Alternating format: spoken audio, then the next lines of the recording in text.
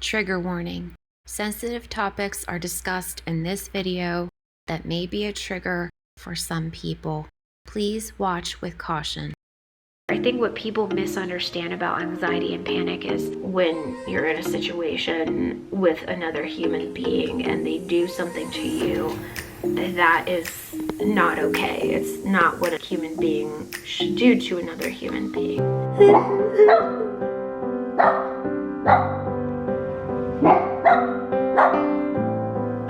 This is my home. How are you in my home? How did you get in my home? Let me come.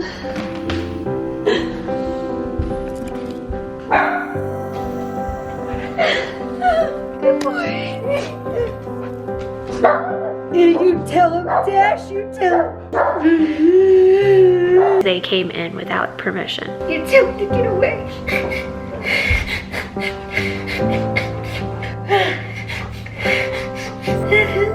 I thought it was safe here, and I wasn't. My boundaries had been crossed. It's a violation. Hi guys, it's Kelly. Welcome to my video. Welcome to my channel. Something really disturbing just happened, and I'm gonna share it because I think it's important to share the vulnerable moments as well as the strong moments. And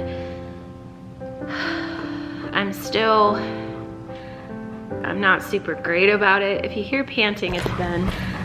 He and I were just in the basement. We were at a doctor appointment, so he was working, and after he works, I always play with him. After he's focused for such a long time, he needs to blow off some steam. I'm letting him play because he really does a fantastic job working. He really wants to play afterwards. It's kind of like his reward, and it helps him to get off the steam. He's 2 years old. The fact that he worked that long and he's focused and all of that. Hey, baby.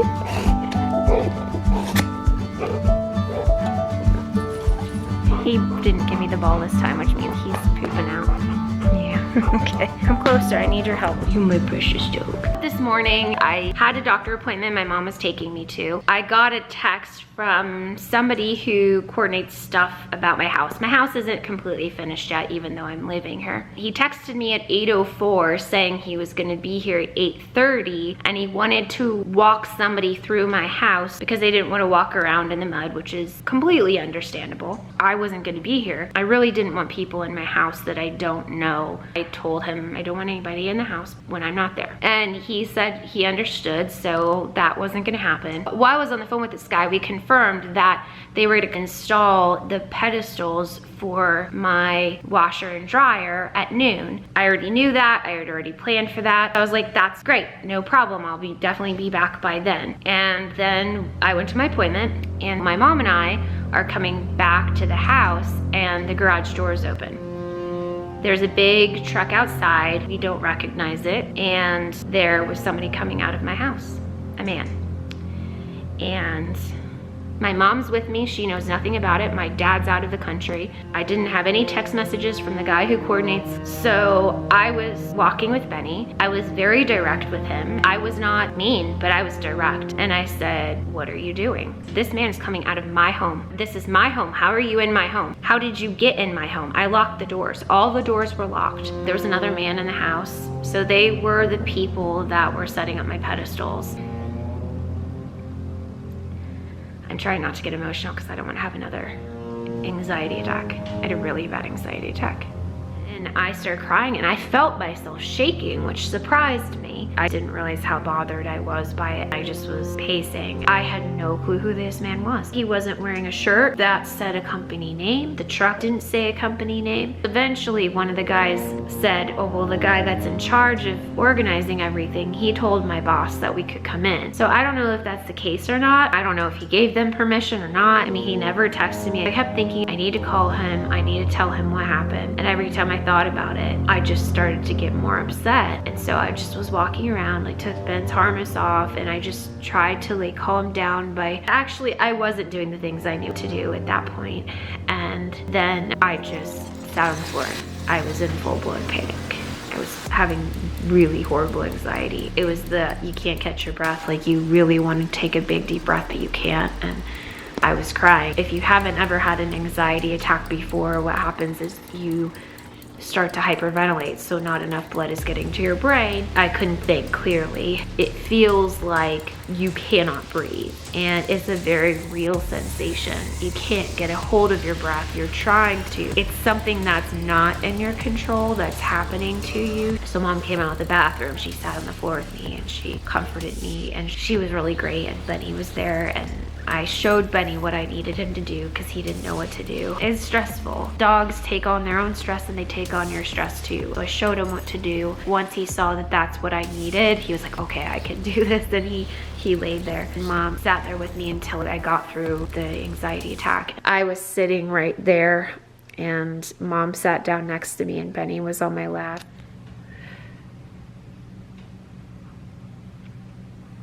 So the guy said that he thought that this was an open construction site. Yes, when he came in, he saw furniture and stuff, but he didn't think somebody was living here because the garage was empty. I mean, if I worked, I could have been at work. I don't know how I have dishes in the sink. I've been living here for over 2 weeks. A couch right there? Like, what do you mean you think it's an open construction site? I've got blankets, yes. I have all these boxes over here because they're empty. I moved in. I mean, come on, look. Yes, is it clean in here? Yeah, but look at all these dishes in the sink. This is all the stuff that they had to move because it was in my laundry. I had been doing laundry. All this stuff was over here. And so these are my beautiful things.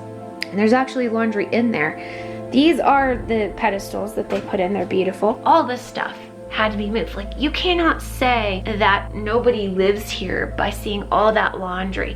Yes, there's a box, but look, that's a bed. This looks like somebody lives here. So I asked for his boss's information because the guy said that the front door was unlocked, which I knew that it was locked because I check all the doors when I leave. I also locked the door to the garage, which is the one that they came out of. We double checked to make sure that the door was locked. I said, Mom, how about you lock it the way that we think it's locked? I walk out the front door and see if I can come in. So I went out the front door, she locked it. Yeah, you growl at that person. What the f is going on?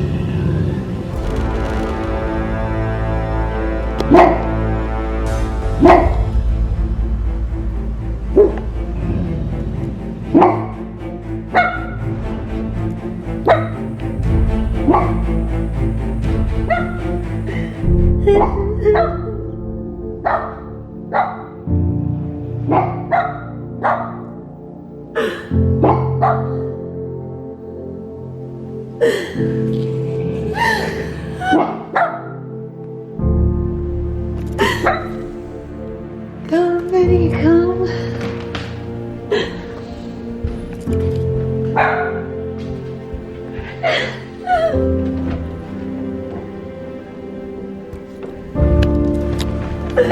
Good boy.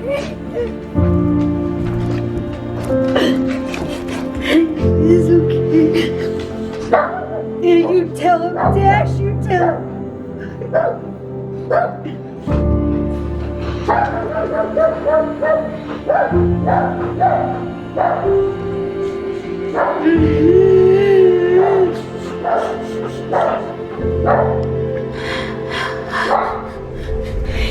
Stay with me. Down, down. That's it, down. Be on me. This is what I need. You lay down. Benny, down. Yes. Stay. Come here, Dash. Good boy. Thank you. Good boy. You tell him. You tell him to get away.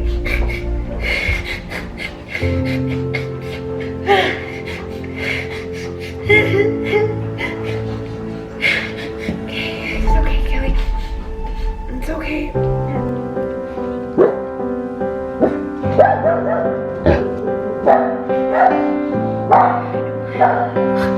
You protected you.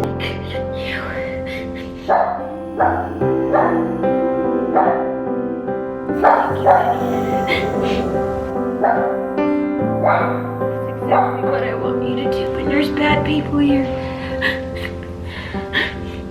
You would rip them to shreds, wouldn't you? Thanks, Dash. Good boy. Yes, that's what I want. Yes, you're both good boys. Stay here, Benny. Good dog. Thank you.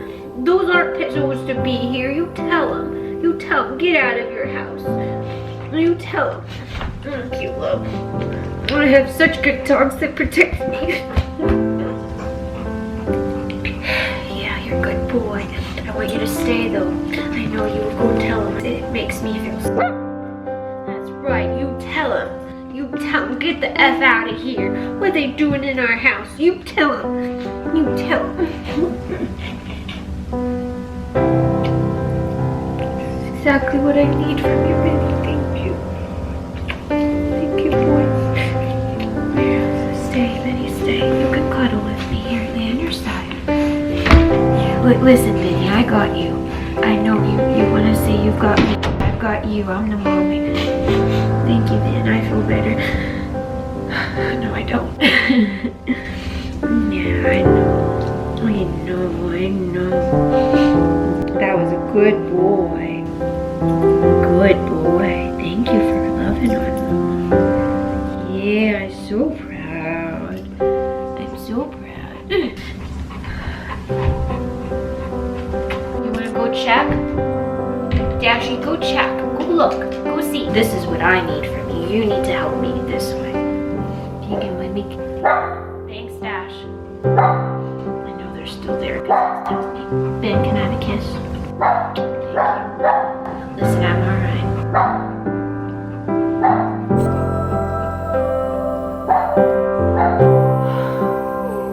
Thank you. This is a good hug. This helps me. Alright, Dashy, come here, honey. Good boy. I think they're okay. I think that they're not coming in the house, so that's a good thing. So we're okay. We're good. I just had a really bad experience and I was talking about it and then people just walk into my yard. Listen, Dash, thank you for telling me they're still there. But I got it now, okay? Thank you, yes. Benny, watch me. I got it. It's okay. Can you give me a kiss? That's not on my face. Thank you. Here. Easy. Oh, big Benny rub. Show me belly. Oh, is this your belly? Well, that's a good belly. Let me rub your belly for you. Yes, I love my belly. I think that it is important to say that women with disabilities, the percentage of women who are sexually assaulted when they go on dates is very astronomically high. And so what I said to the man who was in my house, who was trying to explain why he was in my home, I said to him, I'm single, I'm a woman with disabilities. I think you can understand why I would be really upset walking into my own home and finding men in it. I would never think anyone would walk into somebody else. I would never go into somebody else's home. I understand that there are open construction sites and things like that, but I'm living in this house. It's obvious when you walk through this house that I'm living in it. I was really bothered by it. I think those men are still out there because he's looking out the window there. And quiet, easy, quiet, good boy, quiet. And I got this one a lot less upset. Good boys. Very good boys. Yes, I know. You need some love too. I'm sitting in the corner because just seeing those people come, it was upsetting because I just feel like I'm not safe right now. I feel like I've come a long way since my marriage. I had a lot of fear. A lot of the fears through therapy went away. I haven't had any anxiety attacks till today. I feel like I've managed my life really well because I haven't been fearful. And thank you, Benny. You're doing exactly what I need. Thank you. Thank you for your help. I love you. Can I hold your paw? Oh, such a good boy. When I was starting off this conversation with y'all, I was already not feeling super great. And it's all right, Dashy. You telling me that they're still there? Thank you. I think that when those people showed up in the backyard, I kind of just shut right down when the dogs started barking, because I just don't know if I can say it this way, but I'm gonna try. When you're in a situation with another human being and they do something to you, that is not okay. It's not what a human being should do to another human being. You know, in addition to losing my self-esteem and my self-worth, I just didn't feel safe with myself anymore. I didn't trust myself. I didn't trust myself to make good decisions. I didn't trust myself to protect myself. I didn't trust myself to make. So I ran out of space on the memory card. Dash is over there chewing on his fish. Good boy. And he's getting out his stress. And Bunny is laying here. When we got up, both dogs were very keen on seeing what was going on outside, and the men are gone. They both are doing well. There's a fence right outside this door. The men walked right here, and they were standing right there. So that's why he was barking. And then of course Dash started barking. It just was too much for me emotionally. What I was saying was that I didn't trust myself. You know, I didn't trust my judgment for a while. And of course that was all wrong. You know, I should have had good self-esteem. I should have had good self-worth. I should have had self-confidence. And it wasn't my fault that well, I just can't go into that part, but and so those things were affecting me. I feel better now. Like, I do feel confident to live by myself. I do feel good about living this house. I feel safe here, especially with the security system that's going to be in place. But what happened that really pushed me over the edge was when we checked the front door was locked according to what I knew locked was. I said, Mom, I'll go out front. You lock the door behind me and I'll try to get in, because I was convinced that the door was locked. She locked it and I was able to come in. We realized that I've been sleeping in a house that's not been locked this entire time. I have to believe that if I had been home, they would have knocked and I would have heard it. This was good that this happened, because now we know the problem with the system. It's like somebody figured out a way through the system, and we now are like, oh yes, okay. I cannot physically lock my front door right now.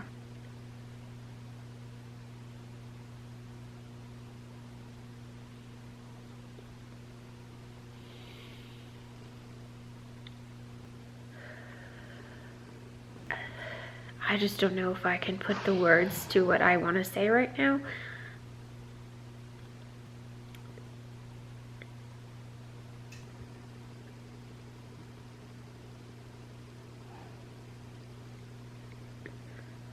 I think that when somebody has taken advantage of you and hurt you, when you trusted them, you thought you were safe, but you weren't.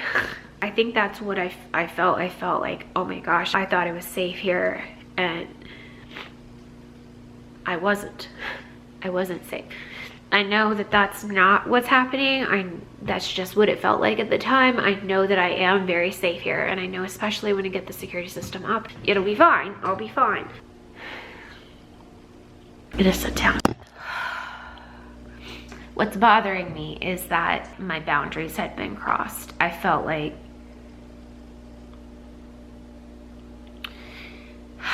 when people have crossed your boundaries, you didn't give them permission and they did it anyway.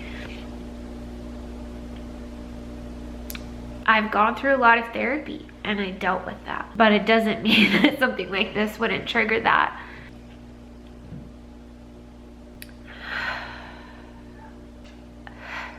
I don't want anybody to think that they can do that to me.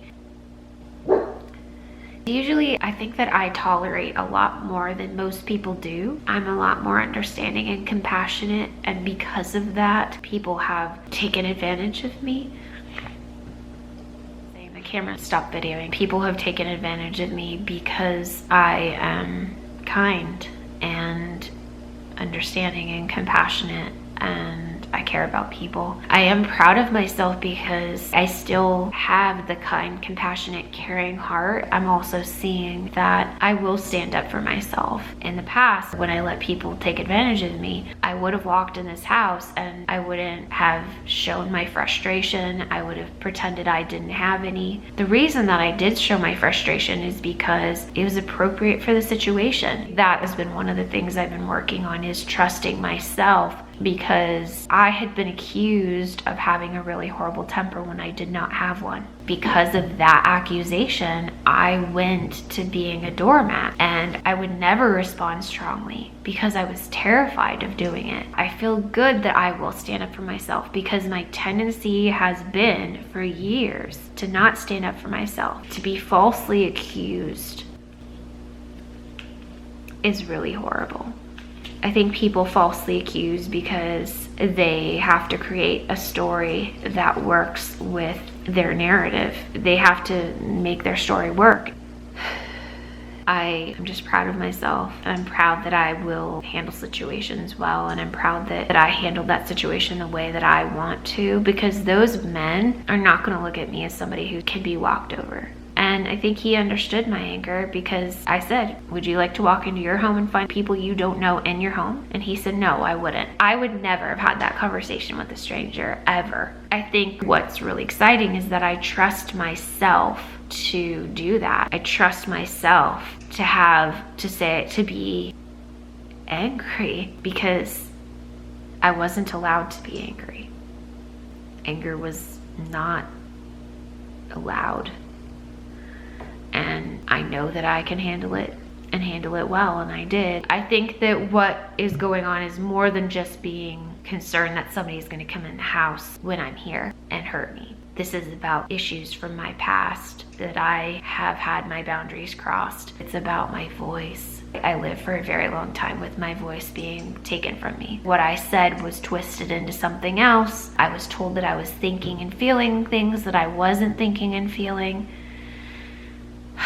Taking back my voice has been a big part of my healing, and I feel confident and strong in my voice the majority of the time. It's like somebody's doing something and you say no, and they don't listen to that no. Not because they misunderstood, because there are misunderstandings and miscommunications, because they didn't care what you said or they disregarded what you said. It's a violation. It just is. All this talking has helped me to feel a lot better, and that's sometimes what it takes, is talking until I recognize what is bothering me. I think if somebody walked in the backyard now, I wouldn't have the reaction that I did earlier. I was still in that bad place. I'm gonna maybe take a short nap, give my body a reset. I think I am gonna share this video because I know that a lot of you have experienced things where your body reacts and you don't want it to. It's reacting to trauma that you've been through. I think that's the thing about trauma, is that, well, I've been through a lot of therapy and I've dealt with a lot of the traumatic things I've lived with and lived through and experienced. Trauma doesn't go away. I think you learn how to better cope with it, and time kind of diminishes the intensity of the reality of it. And I know that a lot of you deal with this type of thing, including PTSD and anxiety and all of that, and I think you're incredibly brave. I'm just constantly in awe of you. You live through so much, and I think you have a lot of courage. Sometimes we only have courage for the next moment, but we do, we have it. You know, what's really strange for me in this moment is that I didn't understand why I was reacting, why I was crying, why I was shaking, why did I have an anxiety attack? I didn't know. I didn't have any active fear. I think what people misunderstand about anxiety and panic is that they think that you're excessively worrying about something, and it's not. It's so far from the truth. It's something that is biochemical. It's something that goes on in the brain. Thank you guys for your love and your support, and I'm gonna show you my puppies so you know they're good. Dashy's sleeping there. Betty's watching me because that's his job. Yep. And I'm gonna have my food. Remember, whatever you're going through, you're not alone. I'm sending you all my love. I'll see you in my next video. Bye.